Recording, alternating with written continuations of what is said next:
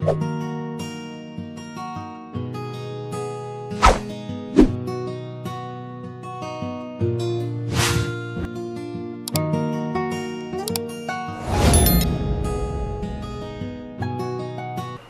Mwamba, FM, bien évidemment, sous le plateau de Arc-en-Ciel Télévision. Mesdames et messieurs, encore une fois de plus, bienvenue à ce numéro culturel piédestal. Il sera bien évidemment question ce jour de jeu d'acteur. Gustave, soyez les bienvenus, bonjour. Merci beaucoup, bonjour Luc. La santé? Oui, ça va, ça va. La santé artistique? Ça évolue bien, tout doucement mais bien. Des nouveautés en termes de l'actualité liée à la culture? À la culture, bon, comme nous sommes au Centre d'Art Biassa, ça nous préparons un artiste talk avec un pianiste. Il travaille ses chansons sur l'écologie et on l'appelle le pianiste vert. Nous préparons un artiste talk qui va parler de son expérience et de son travail. Et en ce qui concerne le cinéma, nous avons notre film qui sera montré à la Cinémathèque Royale de Belgique.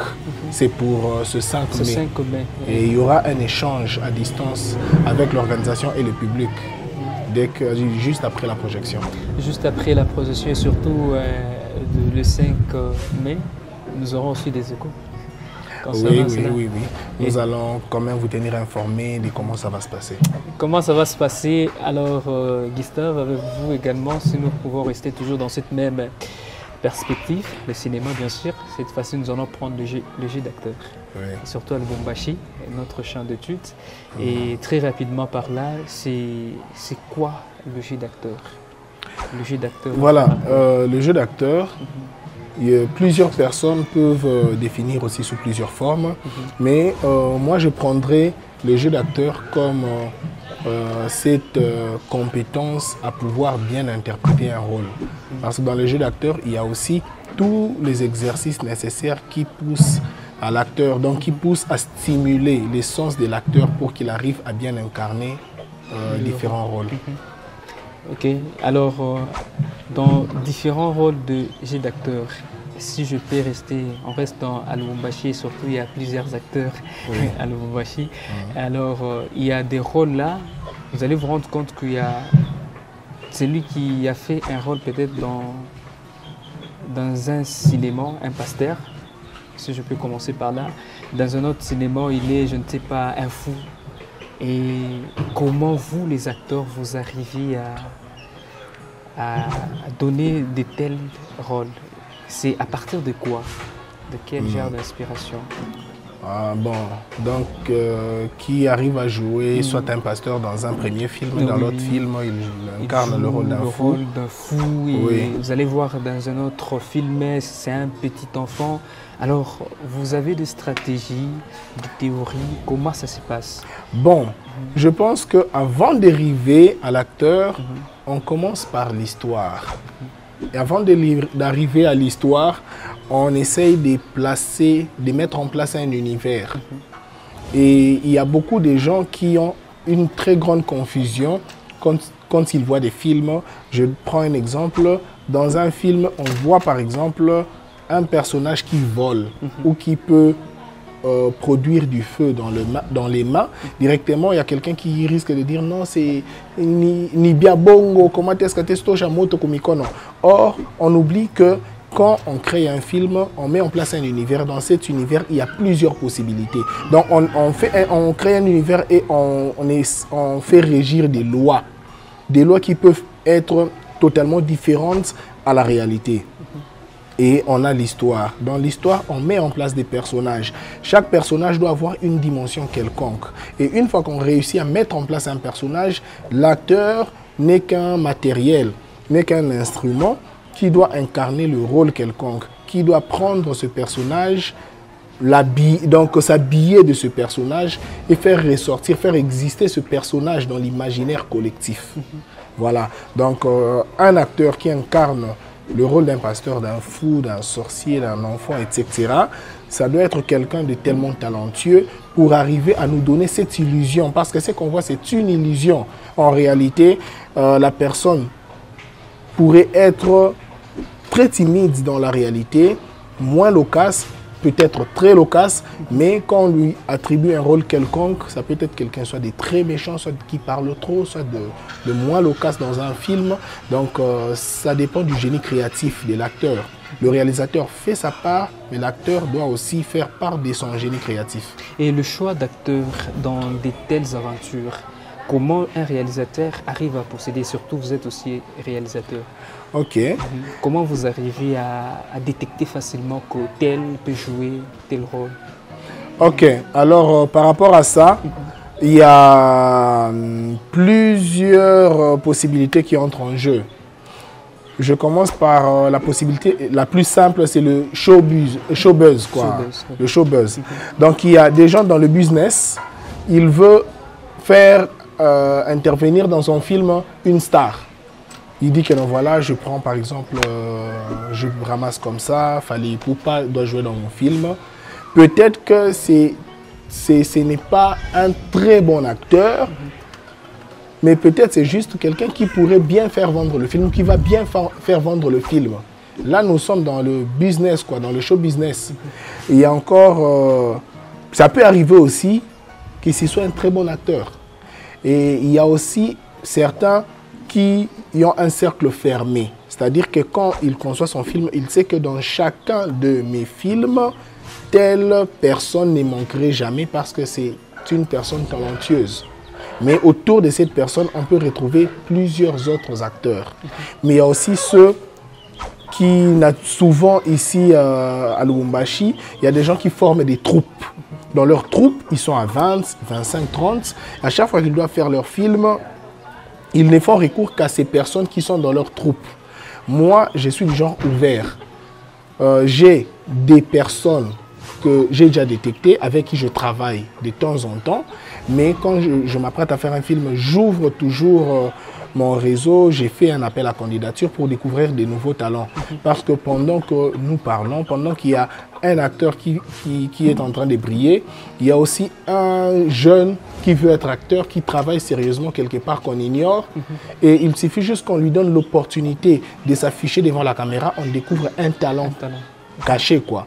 C'est comme ça que moi j'ouvre toujours les portes au casting pour rencontrer de nouvelles personnes. Il y a d'ailleurs certaines personnes aujourd'hui, des jeunes femmes, des jeunes hommes qui font des choses à Lubumbashi, avec qui je travaillais, certains que j'ai encadrés, certains avec qui j'ai collaboré et certains qui ont pris goût à travers ce que moi j'ai fait parce que j'ai donné une petite possibilité à ces gens-là de s'exprimer. Voilà. Donc, il y a un peu tout ça qui peuvent entrer en jeu pour arriver à faire jouer des acteurs. Jouer des acteurs. Et si nous restons toujours dans cette même perspective, optique-là, est-ce que vous avez une base que peut-être vous mettez si devant un film quelconque, vous analysez quand même les talents de gens, vous analysez FM et là, je suis réalisateur, je ne sais pas si je me fais comprendre, peut-être je vais y arriver. Devant nous allons tourner, je ne sais pas, Ubatizo. C'était une édition. Alors dans Ubatizo, vous avez l'historique de ça. Je commence par là. Et il y a des acteurs qui vont jouer dans Ubatizo. Alors autour de ça, comment vous arrivez maintenant à attribuer le rôle? Alors, pour arriver à attribuer des rôles dans un film, on passe par le casting. C'est ça. Le casting permet de découvrir les acteurs, j'en ai évoqué tout à l'heure. Le casting nous permet de découvrir des acteurs, de découvrir leurs talents, de découvrir leur profil en lien avec certains rôles. Pour le casting, il y a aussi plusieurs possibilités parce que dans la manière de faire un film, il n'y a pas un schéma, un seul schéma très bien tracé. Il y a des créateurs qui sont assez flexibles à des nouvelles façons de faire ou à d'autres façons de faire. Alors certains, quand ils organisent leur casting, c'est sur base du scénario du prochain film. Ils tirent des séquences qu'ils trouvent pertinentes pour pousser les acteurs à surpasser leurs limites. Et pendant les castings, l'acteur va lire les extraits des scénarios. Il peut même voir les différents personnages proposés pour cet extrait de scénario et choisir lui-même le rôle qu'il veut interpréter lors du casting. Et les membres du jury vont voir et apprécier les meilleurs. Mais il y a aussi certains qui proposent des choses qui n'ont rien à voir avec le prochain film, juste pour détourner l'attention des candidats, afin que les candidats ne se limitent pas qu'au concept du film à venir, mais qu'ils essayent d'être un peu plus créatifs. Et là, les membres des jurys vont voir et puis décider. Et il y a aussi certains qui laissent les acteurs improviser ou leur demandent des exercices totalement peut-être très compliqués. Et voilà, ils observent tout ça, ils découvrent la manière dont les acteurs s'expriment. Ça peut arriver aussi que l'acteur qui a proposé un rôle quelconque pendant le casting soit peut-être vu être meilleur pour un autre rôle dans le film. Et comment vous arrivez à improviser, comment vous arrivez à gérer l'improvisation dans le jeu d'acteur? Vous allez vous rendre compte qu'on a choisi, je ne sais pas, Jules, qui va, je ne sais pas, être un soldat, un acteur, mais arrivé à un certain moment, Jules n'incarne pas en fait Jules n'incarne pas ce rôle-là. Et comment vous arrivez en fait à improviser en fait Bon, j'ai parlé du génie créatif. C'est ce qui pousse à des créateurs ou à des réalisateurs de faire un choix, de dire que je préfère Luc à FM. C'est par rapport à ce que Luc peut donner comme rendement. Il y a un acteur que j'apprécie beaucoup, Johnny Depp. Johnny Depp, ouais. Johnny Depp, quand tu prends 6 films, tu vois 6 personnes ou personnages différents. Ça, c'est très marquant pour moi. Mais il y a aussi d'autres acteurs qui arrivent à faire de telles performances. Mais il y a aussi certains acteurs qui sont juste là pour le business, qui sont juste vendeurs. Mais quand tu regardes 5 ou 6 films de cet acteur, tu as l'impression de ne voir qu'un seul personnage. Je prends l'exemple de Jason Statham. Voilà. C'est comme si c'était un même personnage qui changeait juste de nom et d'habillement, mais c'est le même. C'est presque le même, quoi. Donc, c'est un peu ça. Donc, lui, c'est juste qu'il a un certain charisme qui attire les gens, mais il reste vendeur. Mais Johnny Depp reste créatif et inventif. Il peut vraiment se glisser dans la peau de n'importe qui. Ça, c'est par rapport à ces différences et à ces savoir-faire qu'on peut faire un choix des X ou Y. Alors, oui.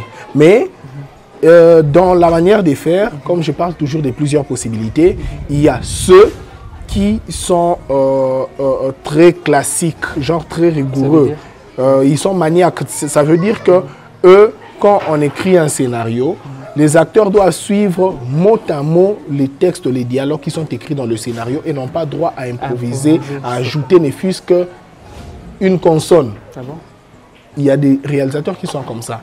Mais il y a ceux qui donnent vraiment la liberté aux acteurs d'improviser, d'essayer de trouver de nouvelles choses. Mais il y a aussi ceux qui ne laissent pas libre cours à l'improvisation, mais qui restent juste attentifs et curieux aux détails, à certains petits détails qui n'étaient pas prévus, mais qui peuvent apparaître. Ils peuvent se dire que non, tiens, ces trucs, je n'avais pas prévu, mais je sens que ça marche. Et il y a aussi des acteurs qui peuvent oublier un texte ou oublier un mouvement quelconque à faire dans le film. Il y a un film, je crois que c'est Age of Tomorrow avec Tom Cruise. Dans ce film, il y a un moment de dialogue où, disons, Tom Cruise, dans le personnage qu'il jouait, et la dame, j'ai oublié son nom, il devait dialoguer pendant un moment, mais la femme a oublié le texte. Qu'est-ce qu'elle a fait? Elle embrasse Tom Cruise. Et le réalisateur a trouvé que c'était fort parce que même Tom Cruise était surpris de voir ce mouvement. Il s'est laissé faire, il s'est laissé dans l'improvisation. Ça marchait, ils ont gardé. Donc il y a des réalisateurs qui restent juste attentifs et d'autres, quand ça se passe comme ça, ils disent non, on coupe, on reprend. Je ne veux pas de ça. Il y a aussi dans Titanic, celle qui a joué le rôle de Rose devait à la base gifler son ex-petit copain, le riche. Mais James Cameron va souffler dans l'oreille de l'actrice et lui dit non, tu ne vas pas le gifler, mais tu vas plutôt cracher sur lui. Alors, pendant ces moments, l'acteur attendait qu'on le gifle, mais on crache sur lui.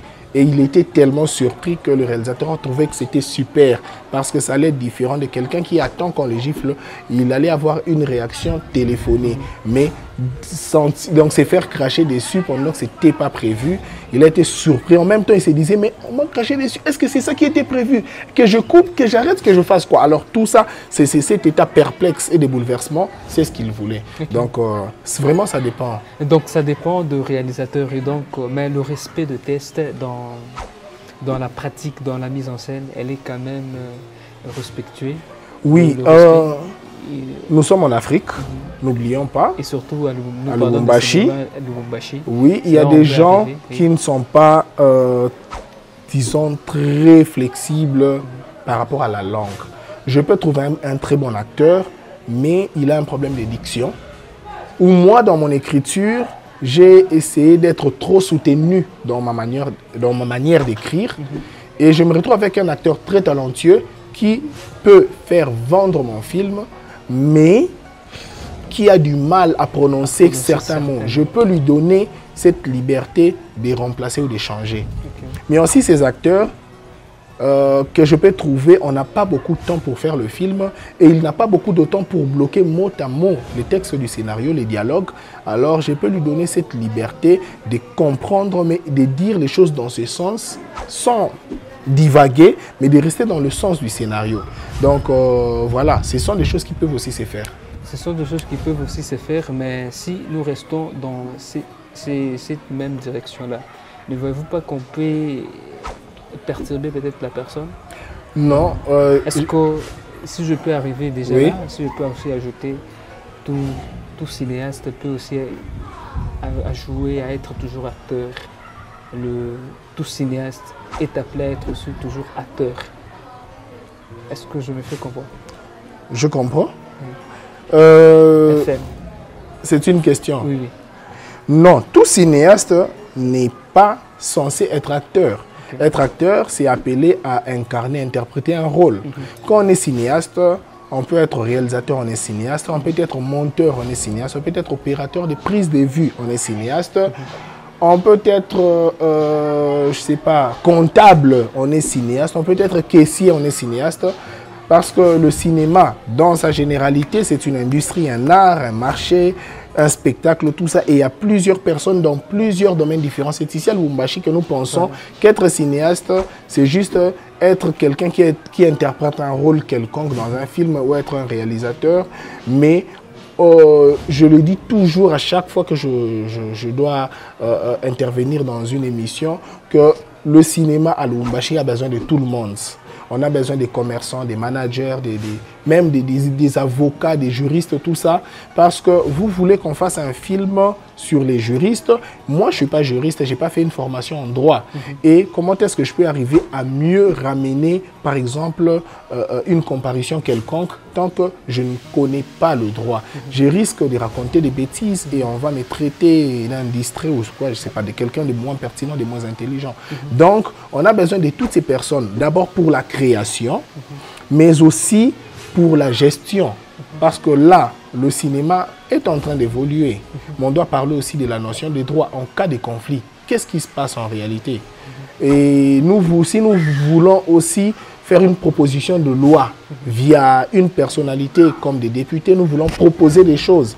Nous avons besoin des conseils, des personnes qui connaissent mieux la loi, qui connaissent le droit, qui connaissent plein de choses dans ce sens-là. Nous voulons vendre, mais moi je suis un créateur, je ne suis pas un commerçant. J'ai besoin de la personne qui peut mieux faire une étude du marché pour me dire comment est-ce que je peux vendre. On a besoin vraiment de plusieurs personnes dans ce sens-là. Et c'est cet ensemble de personnes qui va nous permettre de vraiment bien faire les choses. Et moi, je considère le film comme un produit. C'est comme le pain qu'on achète au coin, c'est comme du jus. Imaginez une entreprise qui vient implanter une boisson gazeuse pour la première fois. Qu'est-ce que l'entreprise va faire? L'entreprise va mettre un grand budget pour maximiser sur la communication afin que les gens entrent en connaissance du nouveau produit qui va entrer sur le marché et que ces personnes soient aptes, disons, disposées à se procurer de ce produit-là. Mais nous voulons faire des films, nous négligeons la vraie communication. Nous ne faisons pas vraiment l'étude du marché comme il se doit. Nous ne traitons pas notre film en plus d'une œuvre d'art, d'un produit que nous voulons vendre. Parce que dans le cinéma, il y a ceux qui sont des cinéastes indépendants qui font des films pas pour vendre, mais pour que les gens voient. Mais il y a ceux qui veulent faire les films pour que ça soit vendu.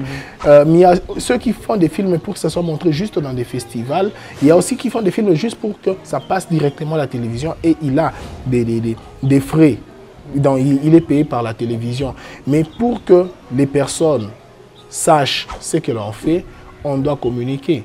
Je peux être un très grand cinéaste, je peux faire des beaux films, mais si je ne communique pas, même mon voisin qui est derrière ne saura pas ce que je fais. Alors, FM, à Lubumbashi, il y a des acteurs, mais ils arrivent de fois beaucoup plus copient ce qui se passe sous d'autres cieux. C'est compte tenu de quoi? Nous n'avons pas une bonne performance de nous en tant que le cinéaste, si je peux aussi le dire ainsi, de la ville de Lubumbashi, ou soit ça manque la matière. C'est une question d'école. À Lubumbashi, ça ne se dit pas, mais il y a plusieurs écoles. Il y a ceux qui sont passés par l'université de Lubumbashi, qui ont été formés par le professeur Jacques Mpungu, qui ont acquis une certaine matière, et qui se sont formés aussi par plusieurs autres institutions. Mais il y a ceux qui ont été formés par des Tanzaniens. À l'époque de Shimulé, il y avait des Tanzaniens qui étaient venus. Ils ont formé un grand nombre de gens et ces gens sont restés formés aussi les autres. C'est une écriture qui est restée. C'est aussi un style qui est resté. Mais il y a aussi des autodidactes. Quelqu'un qui dit, moi je veux faire des films. Et il a une petite connaissance et il essaie de faire maladroitement. Mais aussi quelqu'un, juste parce qu'il fait rire les gens, lui dit, toi tu es un bon acteur. Il dit que non, comme j'ai fait rire les gens, donc je vais faire un film. Des comédiens. Voilà. Et il y a aussi ceux qui sont très curieux. C'est-à-dire qu'il n'a pas eu la chance d'aller faire quelque chose en lien avec le cinéma à l'université, mais il apprend, il fait des recherches, il apprend. Quand il entend qu'il y a des formations, il va apprendre. Parce que moi, en plus de ma formation universitaire, j'ai suivi plusieurs autres formations et ateliers à l'extérieur. Je suis allé même à Goma, Kinshasa pour me faire former, tout ça. Voilà. Donc, et ces plusieurs écoles nous donnent plusieurs types de créations, plusieurs types de produits, plusieurs types de langages. Et on peut trouver des films qui sont maladroits et des films qui marchent. Il y a aussi quelqu'un qui a la possibilité de se trouver de l'argent facilement. Et il s'est dit, bon, si je faisais la musique, ça ne va pas marcher parce qu'il y a R.J. Kanyira qui brille. Alors, je pense que dans le cinéma, je peux bien soudoyer des gens, que je peux faire des choses. Il y a aussi quelqu'un qui a un accès facilement... Voilà pourquoi se poser la question, est-ce que tout cinéaste est appelé aussi à être acteur? Non, non, pas du tout. Alors, mais il y a aussi quelqu'un qui a un accès facile dans des institutions de l'État. Il peut voir facilement un ministre ou un conseiller quelconque. Il va le voir, il dit que non, nous sommes les cinéastes de tous les cinéastes, des trucs du genre comme ça. Et puis, ils vont vouloir s'accaparer de tous les droits. Ils vont vouloir tout contrôler, ils vont vouloir que tout passe par eux. Donc, il y a un peu tout ça qui circule dans la ville, qui font en sorte qu'on retrouve plusieurs écoles et plusieurs personnes. Mais je pense que le bon film, le vrai film, c'est le film qui est fait avec le cœur et qui arrive à conquérir les cœurs des autres. C'est ça un bon film. Parfait. Alors, FM, vous avez un parcours tellement légendaire à ce domaine artistique. Alors, dans tout ce que vous avez pu faire, quels sont les rôles que vous avez joués ou que vous préférez d'habitude jouer, si vous continuez toujours à jouer, ou que vous avez joué à son temps? En tant qu'acteur? Oui, en tant qu'acteur. Vous préférez du genre quel? Moi, je suis plus réalisateur. Oui. J'aime beaucoup l'écriture. C'est ça. Parce que j'aime beaucoup rêver. En dehors rêver. de la réalisation, peut-être. J'y arrive. J'aime beaucoup rêver, j'aime beaucoup l'écriture. Oui. J'ai quand même dans mon parcours une triste histoire. Okay. Il y a un film qui me tenait à cœur. Le titre, c'était 2 fois fou. Ah bon? On a circulé dans la ville. On a vu des personnes, des gens. On a fait de notre mieux pour convaincre des gens. Trouver du boulot et afin de donner quand même une bonne suite à leur père. Mais curieusement, à chaque fois qu'ils essaient de trouver une nouvelle solution, il y a toujours des problèmes qui s'accumulent. C'est une histoire qui se passe en une journée en gros. Et le rôle de Foujo m'a beaucoup plu. Je me suis beaucoup amusé. Mais il y a aussi un dernier rôle, c'était dans Le Géographiste. Ça parle d'un homme qui raconte à ses amis son voyage à la recherche de la femme idéale. À l'époque, on avait 11 provinces.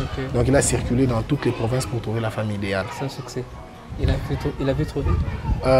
Faut suivre le film. Il faut suivre le film, mesdames et messieurs. Ça n'est donc fini pour cette émission culturelle. Merci FM, c'était un plaisir. À très vite. À très vite. Ciao.